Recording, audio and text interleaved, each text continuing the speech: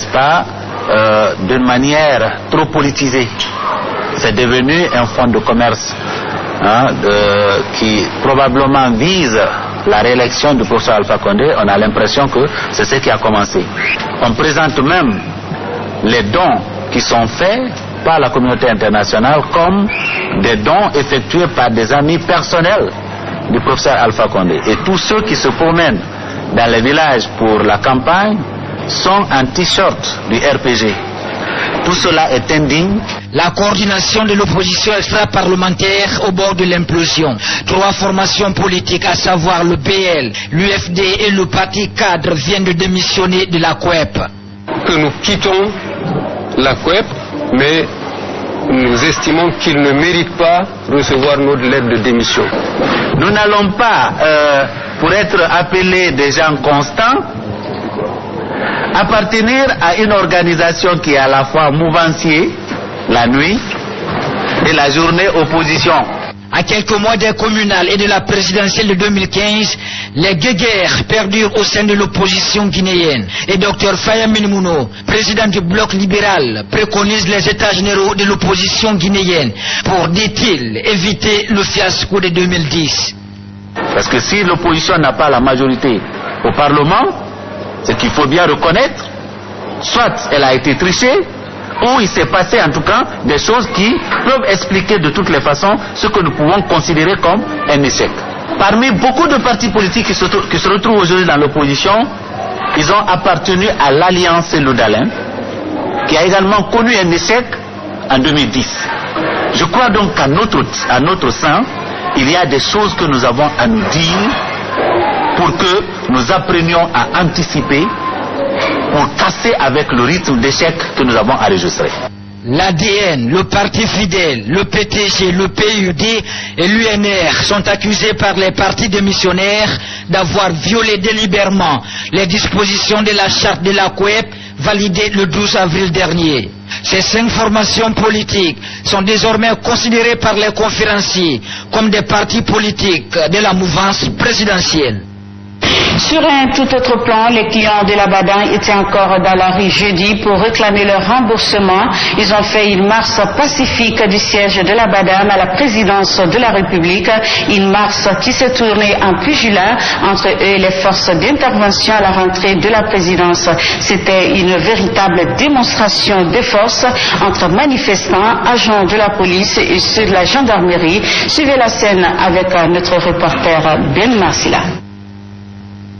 Il était 11h30 à Conakry quand les clients de la Badam entamaient leur énième marche sur l'avenue de la République pour réclamer le remboursement de leur argent. Encerclés par une ceinture de sécurité mixte police-gendarme, la marche a été interrompue par l'autorité communale de Kaloum qui se dit ne pas être informée. Vous êtes en train de faire votre réclamation qui est légitime. Mais le pays qui est la Guinée est un pays de droit, est un pays structuré. Chaque fois que vous sortez, vous ne pensez pas que vous êtes dans une commune. Et je suis la première responsable de cette commune. Je n'ai jamais eu de quoi que ce soit sur votre requête concernant votre marche. Pour le moment, ce que je vous demande, c'est de vous retourner. En réponse à cette intervention, les victimes de la Badam donnent un carton rouge au gouverneur de la ville de Conakry, qui pour eux n'a pas respecté ses engagements dans cette affaire. Carton rouge! Le gouverneur de la ville de Conakry ne respecte pas sa parole donnée. La première sortie que nous avons faite, monsieur le gouverneur, Soriba Sorel Kamara, il est venu nous voir pour dire de rentrer et qu'il allait nous faire signe dans les jours à venir. Ça fait un mois de cela. Raison pour laquelle je dis, le gouverneur carton rouge, il nous a dit qu'il allait nous appeler. Il ne l'a jamais fait. Nous avons adressé un courrier d'information. La loi nous autorise d'informer, puisqu'elle est déjà acquise. La loi de marché, elle est acquise par la loi. Ce qu'on fait, c'est d'informer les autorités. Pas d'autre objectif pour les marcheurs victimes de la Badam, sinon d'atteindre la présidence de la République pour se faire entendre par le chef de l'État. Chose que les forces d'intervention déployées vont empêcher. La scène tourne alors en pugilat.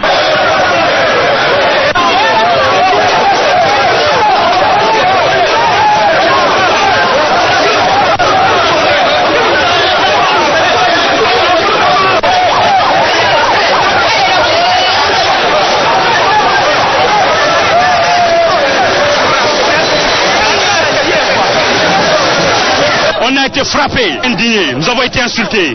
Nos téléphones ont été retirés, quelques-uns. Mais ce qui reste clair, nous irons jusqu'au bout. Et je tiens à préciser que l'acte de barbarie que nous avons traversé ce matin, c'est de la part de la gendarmerie nationale. Les manifestants ont été dispersés par des coups de matraque, des ceinturons et des bottes des forces de sécurité. Ils réclament le remboursement de plus de 36 milliards de francs guinéens qu'ils avaient déposés à la Banque africaine de développement agricole et minier, tombée en faillite en moins de 3 ans après sa création le 2 mars 2010. Journée de réflexion sur la coopération sud-sud et triangulaire vendredi. Elle a regroupé cadres des départements ministériels, diplomates autour du ministre de la coopération internationale. Une journée pour permettre aux uns et aux autres de s'approprier des concepts sud-sud et triangulaires. Ibrahim Sori, Yari Ansani nous fait le point. C'est dans le cadre de la célébration de la journée des Nations Unies pour la coopération sud-sud que le ministère guinéen de la coopération internationale a organisé cette rencontre. Une journée instituée le 12 septembre de chaque année. Il s'agit pour les autorités de la coopération internationale de partager avec les cadres des autres départements le concept de coopération sud-sud et triangulaire. Sous l'impulsion du président de la République, le professeur Alpha Condé, chef de l'État, le gouvernement a fait de la coopération sud-sud et triangulaire un axe majeur de sa politique nationale d'aide et d'intégration africaine. C'est dans ce contexte que l'Agence guinéenne de coopération technique a été créée en 2011. La pratique de la coopération sud-sud s'effectue au niveau des commissions, de grandes commissions mixtes de coopération, des consultations intergouvernementales avec les partenaires du Sud. Nous avons une dizaine de commissions, grandes commissions mixtes, qui sont organisées chaque année pour permettre à la Guinée de s'inspirer de l'expérience de certains pays qu'on le considère aujourd'hui comme des pays émergents. Nous l'avons eu avec le Maroc, avec le Ghana et prochainement avec le Nigeria. La coopération sud-sud est un outil efficace de développement pour les pays les moins développés, notamment du continent africain. Le PNUD joue ainsi un rôle important dans le processus. D'où la présence à cette cérémonie de la coordonnatrice du système des Nations Unies en Guinée. Cette initiative qui place la commémoration de la Journée internationale de la coopération sud-sud sous le signe de la réflexion prospective vient à point nommé, car il offre un cadre fédérateur pour faire les projections sur les opportunités de partenariat entre les pays en développement. Le système des Nations Unies apprécie et soutient cette démarche innovante de célébration de la coopération sud-sud. C'est une première et je ne doute pas que ces réflexions vont déboucher sur un plan de cadre pouvant inspirer les décisions au niveau national. D'autres pays cités en exemple dans cette coopération, des pays comme l'Espagne et la Chine étaient également représentés. Toutes choses qui montrent l'intérêt pour la Guinée de s'approprier du concept, réfléchir sur les conditions et avantages de la coopération sud-sud et triangulaire, surtout en cette période d'épidémie d'Ebola que vit le pays.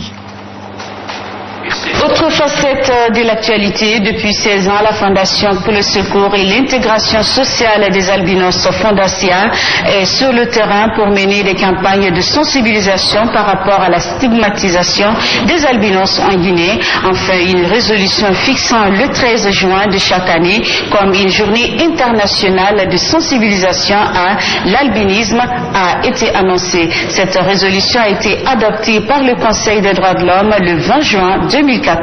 Nénéon Baldé, reportage.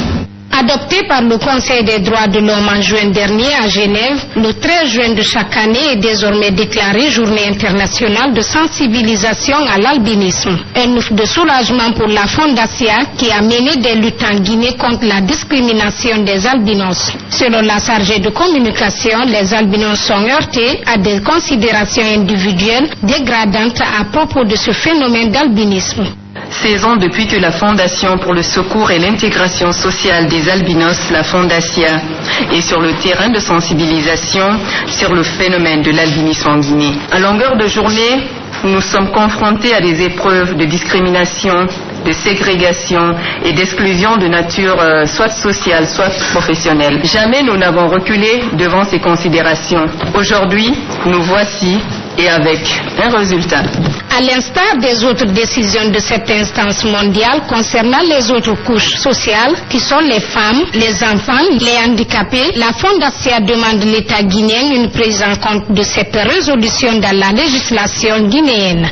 Ce que nous demandons ici, c'est que maintenant, M. Abi est là, directeur adjoint de la protection sociale, que son ministère, ou notre ministère maintenant, se mette immédiatement à l'œuvre pour que la rentrée prochaine parlementaire, qu'un texte soit immédiatement présent. Parce que ça doit être un projet de loi soumis au gouvernement, à l'Assemblée, pour son adoption. La Direction nationale de la protection sociale, à travers son représentant, s'engage à accompagner la Fondation afin que cette résolution soit exécutée le plus vite que possible. La Direction nationale de l'action sociale, qui est votre interlocutrice privilégiée, par ma voix, s'engage vraiment à ouvrir ses portes et à s'engager à vos côtés pour que pour la prochaine célébration, que ce ne soit pas juste un point de presse, mais que ce soit véritablement des actions. Dans de nombreux pays du monde, la situation des droits de l'homme des personnes atteintes d'albinisme reste mal connue. Et reconnaissant qu'il importe de développer la connaissance et la compréhension de l'albinisme afin de combattre la discrimination et la stigmatisation dont sont confrontées les personnes atteintes d'albinisme. Cette semaine, le secrétariat général des services de renseignement spéciaux a mis main sur un groupe de malfaiteurs mercredi. Le groupe opérait dans un magasin d'Africoff au quartier Matam. Leur spécialité, la réconfection et l'emballage des sacs de farine périmés dans un nouveau sac vendu sur le marché. Cet acte, qui constitue une menace pour la santé de la population, est déploré par le chef section de contrôle de qualité. Il promet de s'employer aux côtés de l'équipe du colonel Moussa Kegore Kamara pour une enquête minutieuse sur la qualité des farines dans les magasins saisis. Maniankondi. Il s'agit des sacs de farine de blé appelés le chef, entassés en tonnes dans un magasin de la société Africoff au quartier Matam. Ils appartiendraient à un Libanais en déplacement sur le Maroc. Cette farine fabriquée en octobre 2013 ne devait plus être consommée à partir de juillet 2014 selon la date d'expiration prescrite sur le sac. Mais fort malheureusement, le Libanais absent du pays, ne voulant pas voir son argent se perdre, s'est livré à cette opération illicite. Il aurait recruté des jeunes pour reconfectionner les sacs de farine péribés pour être vendus sur les marchés guinéens. L'équipe, au nombre de 6 personnes, a été saisie mercredi par le service des renseignements spéciaux, puis présentée ce jeudi à la presse. On a appris que les gens sont en train de reconditionner les farines pourries et le mettre en l'usine pour enséchage afin de mettre sur le marché pour la consommation des citoyens. Depuis près de 2 semaines maintenant et demie, nous étions en enquête. On a compris effectivement qu'il y a des gens qui sont à l'intérieur de ce gros bâtiment et qui sont en train de travailler. On est en train de gérer l'Ebola, c'est pas fini. S'il faut continuer à gérer le marché, qui est complètement pourri, je profite de l'occasion de le dire. Et quand on a ouvert la chose, on a trouvé les Guinéens. Il n'y avait personne ici. C'est sous ces sacs pourris là et sacs vides là, déjà utilisés, on a trouvé les Guinéens couchés. Tout est là. Il faudrait que le Guinéen, tous les Guinéens, se donnent la main pour regarder la Guinée aussi en face. Pour comprendre que la Guinée d'abord est au-dessus de tout. Interrogés, les présumés détenus reconnaissent la gravité des faits, mais ils ignorent la qualité de la farine. Depuis hier jusqu'à aujourd'hui, je regrette. Pourquoi? Parce que ce qu'on est en train de faire là, c'est pas bon. On a compris maintenant, c'est pas bon. Avant, on ne connaissait pas, maintenant, on a compris, c'est pas bon. Parce qu'il nous a dit que c'était mouillé. On a compris que c'est pas mouillé. C'était pourri. C'est pas tant qui a amené les big bags à l'extérieur pour décharger ça dans les machines, pour en mettre dans les sacs. C'est ça pour le vendre, c'est pour le client. Le produit, ce qu'elle a, ce qu'elle a amené, c'est pas la même chose. Le secrétaire général des services de renseignements spéciaux de la lutte anti-drogue, il faut le rappeler, résistait à plusieurs tentatives de corruption devant ces dossiers. Moussa Kegoro Kamara s'est dit prêt à associer le département de la santé, en plus du service de contrôle de qualité, pour une enquête minutieuse sur la qualité de cette farine pour, dit-on, le bonheur de la population. Le président de la République s'est entretenu cette semaine avec les responsables de la presse publique, privée et les correspondants des médias internationaux mardi. Toile de fond de la rencontre, faire le point de la situation de la fièvre hémorragique Ebola en Guinée et appeler les hommes de médias à véhiculer des messages de sensibilisation sur cette maladie à la population. Compte rendu, Marichela Fofana. Après la société civile et les opérateurs économiques, c'est au tour des responsables de la presse publique, privée et des correspondants des médias internationaux en Guinée de s'entretenir avec le président de la République. La rencontre a pour objectif d'inviter les hommes de médias à véhiculer des messages de sensibilisation sur la fièvre hémorragique à virus Ebola. Il faut renforcer les mesures. Il y a des gens qui voient pas la maladie. Il y a d'autres qui vont dire non, vous tuer. Donc la société civile s'est mobilisée, les États sont mobilisés. Il faut que vous maintenant aussi les médias vous mobilisez. Tout le monde doit passer ça comme ça. C'est une guerre. C'est pas la guerre, c'est pas la guerre civile. Ça je vous ai dit. Mais en même guerre, c'est la guerre contre Ebola. Toute personne, tant soit peu citoyen guinéen, doit s'engager dans cette bataille. Et les médias doivent jouer un grand rôle dans la sensibilisation, surtout à la langue nationale. Donc il faut que vous sensibilisez la langue nationale des populations, particulièrement dans la région forestière et à Tourcaria. Parce qu'avec Pabla, il y a des passages. Et comme les gens sont têtus, il y a un de sénateur, il amène à Maraya et puis à, comme ça s'appelle, Maraya. Donc, il y a aussi là-bas. Alors qu'on est là, prévenu. Depuis le début de l'épidémie, la Guinée a enregistré 862 cas, dont 550 décès. Une flambée de la maladie qui n'est pas sans conséquences sur l'économie du pays. Ça a des conséquences extrêmement graves sur l'économie. Si vous voulez écouter aujourd'hui, le budget du pays, beaucoup de gens ont peur de l'économie. Il y a une psychose de repos sur rien. Les gens, c'est comme si on attrapait le volant à terre. Vous avez dit justement, il y a quelqu'un qui est venu, il m'a dit, mais moi je connais des personnes dans les rues, le Conakry. Mais tout le monde doit casser cette façon. Également, certaines mesures contre-indiquées, nous avons suivi ce que le maire a dit. Alors, comme vous pouvez comprendre que la France les amène bien, le Maroc les amène bien, le Belgique les amène bien, le Mali n'a pas fermé ses frontières, il n'y a aucun cas. C'est ce problème qui ferme les frontières. Cet appel à la sensibilisation de la population lancé par le président de la République semble être entendu. Reste à espérer que cette nouvelle stratégie de riposte à l'épidémie du virus Ebola porte ses fruits. Santé dans ce magazine pour venir en aide aux autorités guinéennes dans la lutte contre le virus Ebola qui sévit dans le pays depuis janvier dernier. Les partenaires se mobilisent pour l'éradication de cette épidémie à travers des dons de kits sanitaires. Malheureusement, des kits se retrouvent aujourd'hui sur plusieurs marchés de la capitale aux grandes dames des autorités. Aïssa Takaba pour plus de précisions. Depuis l'apparition de la fièvre hémorragique à virus Ebola en Guinée, les dons se multiplient pour circonscrire la chaîne de contamination de cette épidémie qui a décimé plusieurs familles. Des dons comme des solutions de chlore, des gants et autres sont offerts à la Guinée par ses partenaires. Malheureusement, ces kits sanitaires venus pour sauver la population guinéenne ne sont pas utilisés à bon escient. Ils se retrouvent sur plusieurs marchés de la capitale. Des gants stérilisés qui se vendent à 100 000 francs guinéens le carton se négocie aujourd'hui à 25 000 francs guinéens, une information confirmée par les autorités sanitaires. Dans le circuit sanitaire, la plupart se retrouvent aujourd'hui au marché, vendus. Comment voulez-vous que les gens... C'est difficile. Illustration à Taouya et Amdalaï où des boîtes de chlore sur lesquelles sont mentionnés ne peut être vendu sont commercialisées aux grandes dames des autorités. Ebola, est-ce une affaire de tous? Quand un groupe de personnes pour des fins personnelles se livre à la vente de ces kits venus secourir la Guinée dans sa lutte contre Ebola qui continue de se propager dans le pays. Santé, toujours remise de médicaments, de matériel sanitaire aux différents services du CHU donc vendredi, offert par l'UNICEF à la Chine et quelques sociétés de la place. Ce dont va servir à améliorer les conditions de travail des médecins de cet hôpital et préserver leur sécurité dans le traitement des patients. Kernofani le Diallo.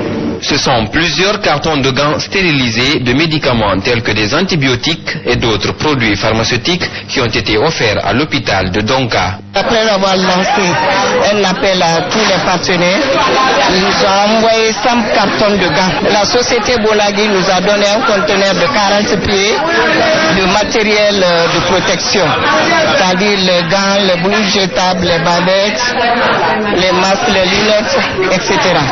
Donc ça nous a beaucoup appuyé par rapport à la protection du personnel. Il y a quelques jours, le président de la République, lors d'un point de presse, avait dénoncé le non-port des gants par certains médecins à Donka. À cet effet, la directrice de l'hôpital, avec ce don, promet de tout mettre en œuvre pour que ces gants soient mis à la disposition des médecins. Nous allons travailler dans ce sens en tant que direction avec l'appui de la section syndicale du ministère de la Santé. Madame la pharmacienne chef sera appuyée, elle et son équipe, par la direction. Et vous qui êtes au niveau opérationnel, les surveillants, aidez-nous vraiment à ce que les gants que vous aviez soient mis à la disposition de nos prestataires. Chez les responsables des services de l'hôpital, ce don vient à point nommé. Il rassure quant à l'utilisation judicieuse de ce matériel. Je suis très contente ce matin du fait que nous sommes ravitaillés en gants. Ça a été la lutte farouche de la section syndicale du CHU, donc et du ministère de la Santé. Ce matin, vraiment, nous sommes très ravis et nous rassurons nos autorités que nous allons utiliser ces gants au profit de nos patients. Ce geste des partenaires vient renforcer la capacité du CHU de Donka à lutter efficacement contre la grande épidémie hémorragique à virus Ebola qui sévit en Guinée et dont la zone forestière est la plus touchée. Culture pour boucler ce magazine, les artistes de Guinée s'unissent pour rendre hommage aux victimes de la plage de Robané après le 40e jour des 33 jeunes décédés au lendemain de la fête de Ramadan. Ces artistes, dans un single, demandent pardon au peuple de Guinée. Malik Diakité nous fait le point. Ils sont au nombre de 24 artistes guinéens sur un single de 9 minutes intitulé « Les voix solidaires pour rendre hommage aux 33 victimes de la plage de Robané ». Une vidéo dans laquelle les artistes guinéens implorent la grâce de Dieu pour le repos de l'âme des victimes et demandent pardon au peuple de Guinée. Nous prions Dieu le Tout-Puissant pour qu'il puisse pardonner des gens qui ont laissé leurs parents pour venir nous rencontrer à la plage de Robané ce jour, dans l'esprit de partager la culture, dans l'esprit de partager le bonheur et la joie que eux ils peuvent avoir dans leur famille et que nous aussi on peut avoir dans notre famille. L'un des instants forts de ce tube, c'est le message d'Abdoulaye Mbaye qui, depuis la maison centrale, exprime sa pensée. J'avais le choix. Si j'avais le choix, vous serez encore parmi nous. Et si j'avais le choix, j'aurais donné ma vie à votre place. Dieu a donné, Dieu a repris. Miséricordieux, accueille-les dans ton paradis. Je crois que je revivrai avec vous un jour, dans nos têtes et dans nos cœurs, éternellement, vous vivrez.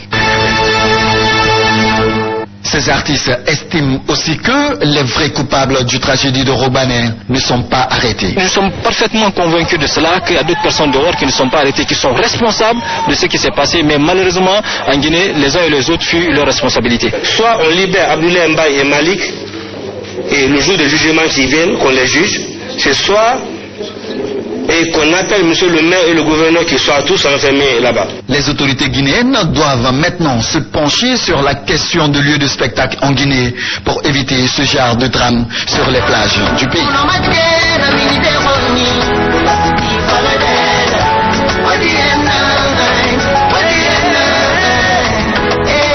Voilà, mesdames et messieurs, c'est la fin de ce magazine. Merci à tous de l'avoir suivi et bonsoir chez vous.